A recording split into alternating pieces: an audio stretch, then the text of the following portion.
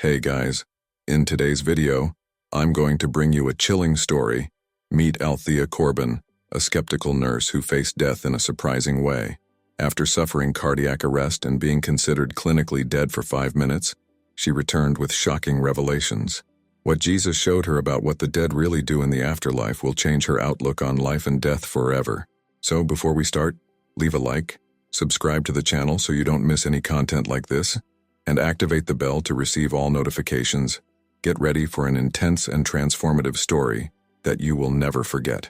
My name is Althea Corbin, and I'm a trauma nurse at one of Seattle's busiest hospitals. Since graduating, my life has revolved around exhausting shifts, constant emergencies, and life or death decisions. I believed it all came down to hard facts: science, medicine, and hard work. There was no room for spirituality or mysticism in my world. My family, especially my grandmother Evelyn, was different. Before she passed away, she often spoke of an other side, a divine connection that transcends human understanding. As a child, I used to listen to her tell stories about heavenly lights, angels, and God's eternal love. But as I grew up, I became skeptical. They're just comforting stories, I thought, especially after watching her get sick and pass away. In the hospital, death was something I faced daily. Patients arrived in critical condition, and often, despite all our efforts, we were unable to save them. Whenever someone talked about lights in the tunnel or seeing Jesus, I chalked those stories up to a dying brain desperate for oxygen. Don't you ever wonder if there's something more, Althea? My colleague and friend, Dr. Marcus Elliott, asked once as we shared a quick coffee in the middle of a busy shift. I rolled my eyes, exhausted. There is no something more, Marcus. There's just science and sometimes luck. You might be right, he said with an enigmatic smile. But what if I'm wrong? Those words stuck with me, even if I had decided to discard them. After all, how could someone who works at the epicenter of the struggle between life and death believe in anything other than what we see with our eyes? Everything changed on an ordinary day, a day like any other. It was my shift, and I had no idea that in just a few hours, I would be the one fighting for my life. It was a random Wednesday. The hospital was as always, crowded, noisy, a symphony of machines beeping and hurried footsteps echoing through the corridors. I was already on my 4th coffee of the day, dealing with cases ranging from deep cuts to severe trauma.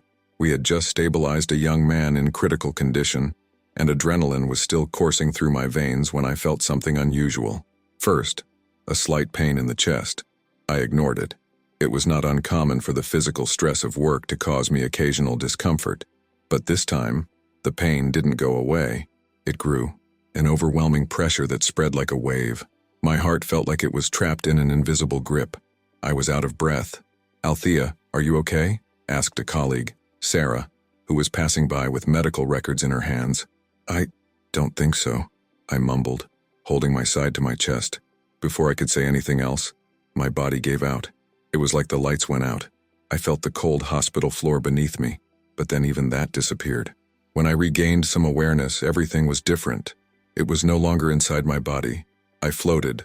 I could see the chaos around me, but from an impossible angle. From above, my colleagues were running, positioning themselves around me. I saw Sarah shouting something, her face a mix of despair and determination. "We have a cardiac arrest," shouted Marcus, who seemed to have taken command of the situation. I watched him lean over my body, his voice steady as he gave out orders. He prepared the defibrillator while another colleague performed chest compressions. I saw my own face, pale, lifeless, and yet I felt no fear. On the contrary, a strange peace came over me. Meanwhile, they were racing against time. "Charge ready? 200 joules. Stay away," Marcus shouted. My body arched under the electric shock, but the monitor remained silent. Again, they tried twice more, and all I could do was watch. I wanted to tell them that everything was okay, that somehow I was still there, but no words came out. I was connected to everything that was happening, but also completely separate. It was then that I felt something new. A gentle force began to pull me away, not down, but up. A distant, welcoming light grew and called me. As I floated above the chaotic scene, I realized that something in me had changed. I was no longer limited by gravity. My body, or the pain I had felt moments before, The perspective was surreal. I saw everything from an angle that my physical body could never reach. I saw Marcus leaning over me, sweat dripping down his forehead as he shouted, "Continue compressions, we won't lose her. Blood pressure still 0, missing rhythm," Sarah responded, her voice thick with fear. Everything seemed to happen in slow motion, as if time was no longer a constant for me. Although he couldn't speak, he could feel, not just their despair, but something beyond, something broader.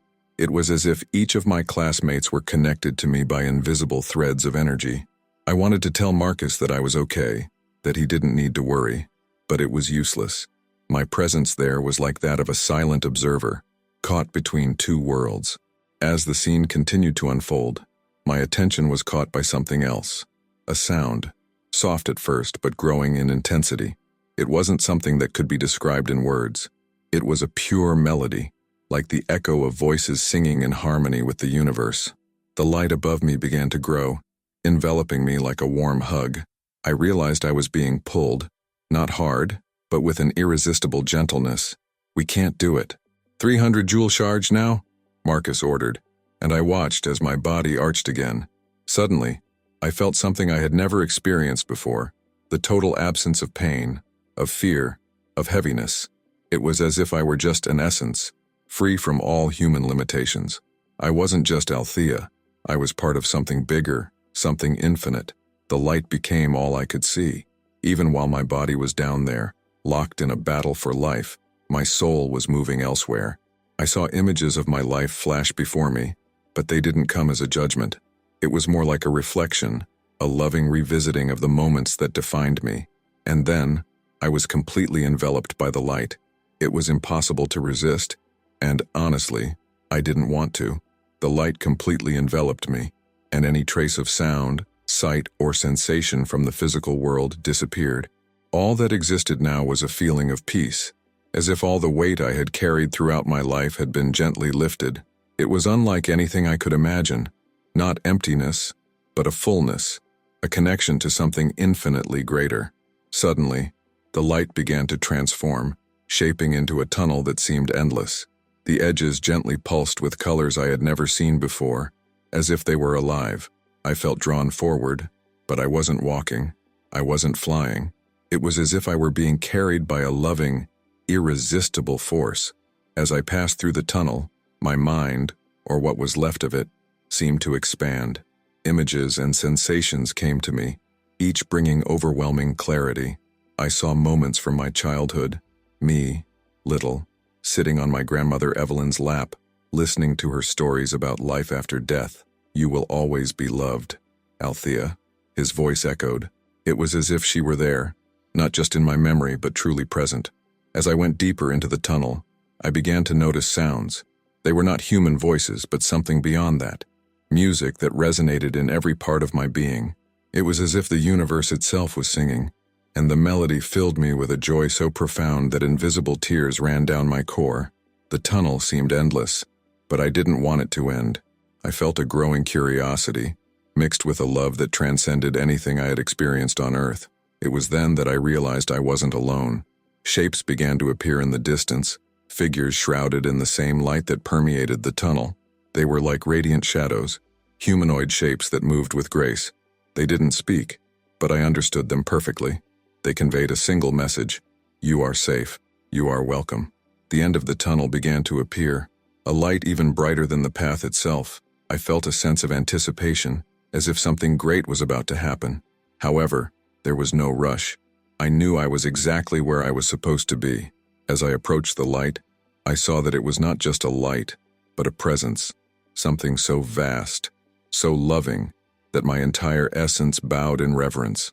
I was arriving at a place that seemed to be the origin of everything. Upon reaching the end of the tunnel, I was completely enveloped by an even brighter light. It was not blinding, but welcoming, as if every particle of that light was alive and pulsing with love. In the center of it, a figure began to form. He didn't need to say who he was. I knew. Everything in me recognized that presence as Jesus, not the figure I knew from paintings or my grandmother's stories, but a pure presence, which emanated absolute love and acceptance. It was like every part of me was being seen, understood, and yet deeply loved. He took a step towards me, or at least that's how it seemed, because in that place, movements didn't follow the same rules as in the physical world. His appearance was both familiar and indescribable. There was a warmth in his eyes, which seemed to contain the entire universe. When he spoke, his voice not only came to my ears, but echoed within me. "Althea," he said, my name sounding like a melody, "you are not here by chance." I didn't know what to say. I was filled with a mix of reverence and peace. But he continued, "You are in the third heaven, a place where souls come to rest, learn, and heal." He reached out his hand, and as I touched it, I felt something I can't fully describe. It was as if all the pain, guilt, or doubt I had carried throughout my life simply disappeared. I was filled with a peace so deep that tears began to flow. Not physical tears, but something that came straight from my soul. "Why me?" I asked finally, my voice shaking. "Because you need to see, understand, and remember," he replied, his tone gentle but firm. "Your life is far from over, but you need to take a message to the world. Come, there is something I want to show you." He turned around, and beside him, space began to open up, revealing a vast realm. It seemed infinite, but at the same time it was intimate.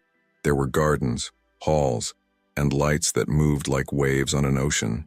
Every part of the place felt alive, vibrating with energy and purpose.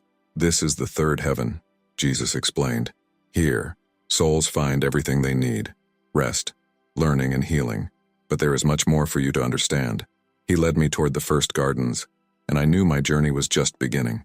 Jesus guided me through that vast realm, where each place seemed to radiate its own energy and purpose. There was a constant feeling of harmony, as if every detail, every color and sound was perfectly aligned with a divine order. He walked beside me, but not as a distant, unattainable figure. He was approachable, as if he were a long-known friend, and yet his presence carried an authority that could not be denied. "Althea," he began, looking at me with an expression of compassion, "you will see areas of this realm that reflect God's love in action. Every soul that comes here receives what it needs, whether it be rest, learning, or healing. Everything is connected by the strength of love." We entered a space that felt like paradise. There were trees of unimaginable height, flowers whose colors went beyond any earthly palate, and an aroma that filled my being with calm. With every step, I felt like I was being enveloped by a calming energy. Jesus pointed to a group of people sitting silently in a field of grass that looked alive. They were not just resting, but contemplating, as if they were absorbing something invisible. "These are the gardens of peace," he explained. "Here, souls who have lived in love and service come to renew their strength. They are not idle. They are in communion with the divine essence." I saw an elderly woman lying in the shade of a tree, with a serene expression that overflowed with gratitude. In the distance, a man was tending a small garden, his hands touching the earth as if in an act of devotion. Leaving the gardens, we were taken to a completely different space. It was a vast hall, but not enclosed by physical walls. It was as if the very air was permeated with knowledge. I saw souls sitting in circles, watching holographic projections of their lives. "These are the halls of learning," Jesus explained. "Here, each soul reviews its earthly journey, not to be judged, but to understand." I saw a young woman watching a moment when she had been kind to a stranger. As this happened, waves of light emanated from the scene, like an echo of kindness spreading throughout the universe. In contrast, another scene showed a man yelling at his family, and the energy was dense, dark. But Jesus emphasized something important. There is no condemnation here, only learning. Each soul receives love and guidance to understand the impact of their choices. Finally, we arrived at a place that seemed to resonate with an even deeper love. The healing chambers were bathed in a soft golden light, and within them, I saw souls lying while beings of light worked around them. Some looked like wounds, with dark spots that were gently removed. "These souls carry deep trauma, Althea," Jesus said, his voice full of compassion. "Here, they receive healing through divine love. No soul is abandoned, no matter how deep their pain." In one of the chambers, I recognized my grandmother, Evelyn. She was not being healed, but helping by laying her hands on another soul. She looked at me and smiled, a smile that seemed to cross over all the years since we said goodbye on earth. "She is here by choice," Jesus explained. "Many souls choose to help in the healing process of others, The love they feel for you is eternal. Each place touched me deeply, as if it were being rebuilt from the inside out. I realized for the first time that death was not an end, but a beginning to something vast and full of purpose. After exploring the spiritual realms, I felt as if my mind had expanded beyond any limits I knew.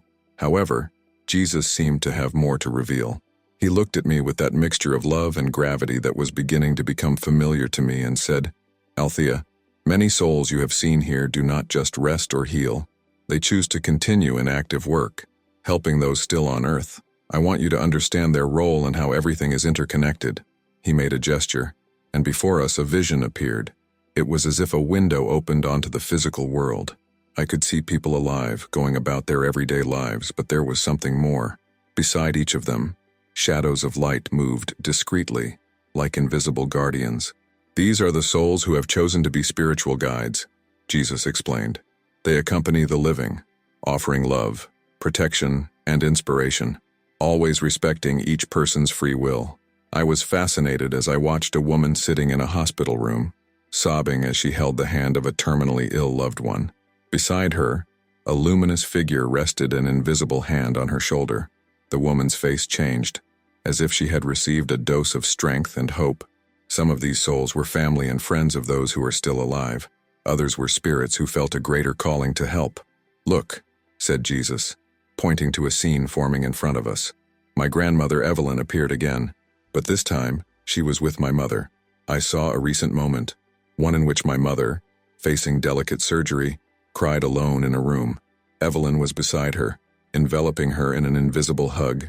My mother took a deep breath, wiped away her tears, and, with a determined sigh, stood up, as if she had found strength that she had previously lacked. "Not all souls, however, become guides," Jesus continued, his expression changing to something more serious. "Some are dedicated to working in divine creation, shaping new realities and influencing the balance of the universe." He showed me another vision, this time of a cosmos in motion. There were lights pulsing, forming what seemed like new worlds and new possibilities. "These are the souls that act as co-creators," he explained. "They work in harmony with the divine essence to expand the universe, shaping planets, species, and new dimensions of existence." However, not all the souls I saw were enveloped in light. Jesus showed me a group that seemed trapped in shadows, far from the rest, and these souls have not yet accepted the love and healing that is always available. He said with sadness, but also with hope, they are not abandoned. Beings of light continue to reach out to them, offering help, even if it takes eons for them to choose to accept. It was at that moment that I began to understand the depth of divine love. Every soul had a purpose, and even those who strayed from the light were tirelessly pursued. Death was not an end point, but a starting point for infinite possibilities of growth, service, and co-creation. Jesus turned to me and said firmly, "Remember, Althea, every soul is eternal, and every choice matters. Love is the force that connects everything, both on earth and here. That is what you must take away, come back." I felt like my heart was overflowing with understanding and gratitude. The complexity and beauty of what Jesus revealed was overwhelming, but at the same time it made sense. Jesus took me to a different place, a space that seemed to have no shape or limit. It was as if I were floating in a vast expanse of light, but at the same time I felt like I was at home, enveloped by something deeper than anything I had experienced before. He looked at me, and there was a depth in his eyes that made me understand that the next words would be important, something I would need to carry with me forever. "Althea," he began, his voice reverberating within me like a melody I would never forget. "The greatest illusion humans face is separation. You believe you are disconnected from each other, from God, from the universe, but everything is interconnected." Suddenly, images began to appear around me. I saw scenes of Earth, people living their lives. A man was arguing with his wife, and a darkness seemed to emanate from his anger, spreading throughout the room. In contrast, a woman helped an elderly neighbor carry groceries, and the energy emanating from her was a brilliant light that touched everything around her. Every action, whether of love or hate, generates a wave, Jesus explained. These waves impact not only those around you, but the entire universe. Love creates light that expands creation, while hate creates darkness that needs to be transformed. You have more power than you know, and every choice matters. As he spoke, I began to understand that love was more than a feeling. It was a force, an energy that moved everything. The interconnection between souls was not just symbolic, it was literal. Every thought, every action, every decision had an impact that reverberated throughout existence. But what if we fail? I asked, feeling the weight of this revelation. Jesus smiled, a smile full of patience and understanding. You will fail. Sometimes. That's part of the journey. But you are never alone. There are always guides, always lights around you, helping you get back on the path of love. He then showed me something even deeper. I saw a scene from my own life, a time when I had ignored a person who needed help, too busy with my own worries. The pain of that choice was visible in the energy that emanated from the scene, but alongside it, another image appeared, a moment when I had comforted a desperate patient, holding his hand as he cried. You see, Althea? No action is too small. Every act of kindness creates an infinitely expanding impact. This is how you shape the future. Jesus then spoke about forgiveness. Forgiveness is not just for those who receive it. It is for those who offer it. It frees, heals, and opens the way to the light. Without forgiveness, souls are trapped, carrying the weight of pain and separation. As these words sank into my soul, I realized there were people in my life I still needed to forgive, people who I thought had hurt me deeply, and suddenly I felt like it was possible to let it go, to allow love to replace the pain. The lesson was clear. Love and forgiveness were the most powerful forces in the universe. They not only connected souls but also shaped realities, healed wounds, and brought light to the darkest places. Take this with you, Althea, Jesus said. Teach others. Show that love is not just the path, it is the destination. As the light around me seemed to pulse with even greater energy, I realized my heart was filled with gratitude and purpose. Jesus turned to me, his eyes reflecting a wisdom so deep it seemed to hold all the answers in the universe. There is something else I need to show you, Althea, he said, with a mixture of seriousness and compassion. You've seen what souls do, how they're connected, but now you'll see something even more important, humanity's potential futures. As soon as he finished speaking, the space around us changed. It was no longer the realm of light where I had been. Now, I saw the earth, but from a perspective I had never imagined. It was as if I were observing the planet from above, its lights pulsing like the rhythm of a living heart. However, these lights began to change, transforming into two distinct images. These are the two main paths, Jesus explained, his voice resonating within me. The future is not fixed. It depends on the choices made by each soul, individually and collectively. The first vision was of a vibrant world, full of life. There were green fields, crystal clear rivers, and cities where technology and nature coexisted in perfect harmony. People walked side by side, smiling, helping each other. I felt a surge of joy and hope as I watched children play without fear, families come together, and communities work together to care for the earth and themselves. It was a world where love and unity were palpable, where every act seemed to be in alignment with divine light. This future, said Jesus, is possible when humans choose love. It requires courage, compassion, and a will to overcome selfishness. The scene changed abruptly, and the contrast was devastating. I saw a dry world, destroyed by wars and greed. The rivers had dried up, the sky was covered in smoke, and the human suffering was overwhelming. People fought over scarce resources, distrust reigned, and separation was visible in all aspects of life. The pain and despair were almost unbearable to watch, and I turned to Jesus with tears in my eyes. Is that what will happen? I asked, my voice shaking. Not necessarily, he replied, his expression sad but firm. This is one of the possible futures, created by the darkness that arises when choices are guided by fear, greed, and hate. But there is always hope. Every act of love is like a candle in the darkness. The more light, the stronger the possibility of change. Jesus made a gesture, and the two visions began to overlap. Free will is the key, he said. Every choice of love, every act of kindness, contributes to creating the harmonious future. But every act of hate or selfishness pushes humanity toward destruction. You don't realize the power you have, Althea. That's what needs to be shared. He then showed me simple individuals, ordinary people, making seemingly small choices. A man forgiving someone who betrayed him, a woman helping a stranger, a child choosing to share their lunch with a classmate. These actions created waves of light that spread, impacting everything around them. These waves of love are greater than you imagine, he said. They shape not only the present, but also the future. When you choose love, you are co-creating a world that reflects divine light. I looked at him, filled with a sense of responsibility and hope. But how can I help change this? I asked. Sharing what he saw, he replied. Show people they have a choice. Teach them that love is the way and that unity is the deepest truth. As the visions faded, I felt as if my heart was charged with a greater purpose. Humanity had the potential to create something extraordinary, but it all depended on the choices we made every day. When the visions dissipated, I felt the environment around me change again. The soft, welcoming light of the third heaven seemed to envelop me once again. But this time, there was a sense of urgency in the air. Jesus was silent for a moment, and I noticed that his expression had become more serious, as if something important was about to happen. Althea, he said, with a calm that seemed to embrace my soul, your journey here is coming to an end. It is not your time to remain. I felt a tightness. But I don't want to go, I confessed, voice cracking with emotion. Everything here is so perfect, so full of peace and purpose.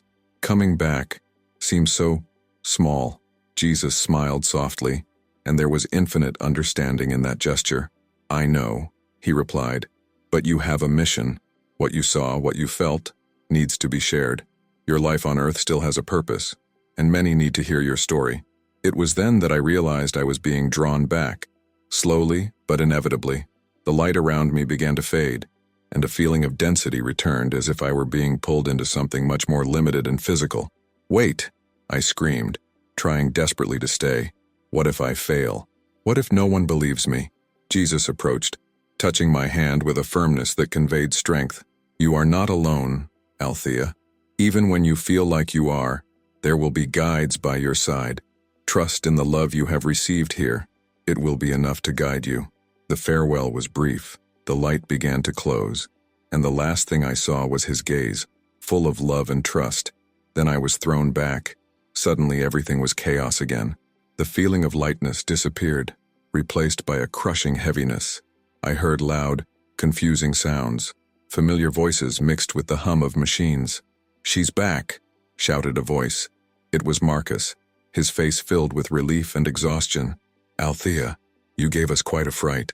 My vision was blurred, and my body felt like a prison after the freedom I had experienced. I took a deep breath, each breath painful, but the air filling my lungs was a reminder. I was alive. As I recovered, flashes of what I had experienced flooded my mind. The third heaven, the spiritual realms, the visions of the future. It was real, more real than anything I had ever known. Are you well? Asked Marcus, holding my hand. I looked at him, feeling a rush of gratitude.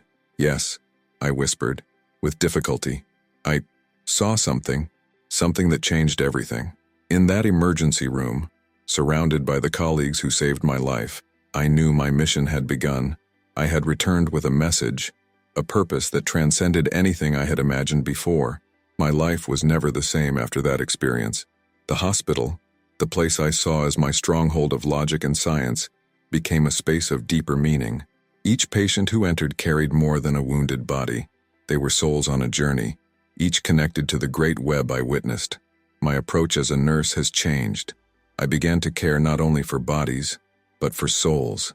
In moments of despair, I felt the presence of spiritual guides, like my grandmother, and perceived a greater force working alongside me. Even Marcus, initially skeptical, began to listen to my story with curiosity. Do you really believe there is something beyond Althea? He asked one day. I don't just believe it, Marcus, I replied. I know. The mission that Jesus entrusted to me was heavy, but it also motivated me. I began sharing my story with patients, colleagues, and eventually in larger groups. Talking about love, forgiveness, and the impact of choices became part of who I was. Jesus had shown me that the dead do not passively rest in peace. They grow, heal, and often become spiritual guides, helping the living at crucial times. My grandmother, for example, was with me during the most difficult challenges. I felt his presence by my side in days of loss or doubt. Love never dies, I remembered Jesus saying. The dead also participate in a greater work, the co-creation of new realities in the universe. It is a continuous cycle of growth and unity, and death is just a transition. We are all part of something bigger, I began to tell the others, and love is the force that connects us, even beyond life. Experience has taught me that love is the foundation of existence and that our choices shape both our lives and the future of the world. Today, my mission is clear: to live and share this truth so that others can also find light and purpose, both in this life and the next. If you enjoyed this beautiful spiritual testimony, please leave a like, share your thoughts in the comments, subscribe to the channel, and don't forget to activate the notification bell to watch each new video and help us spread this message to as many people as possible. See you next time.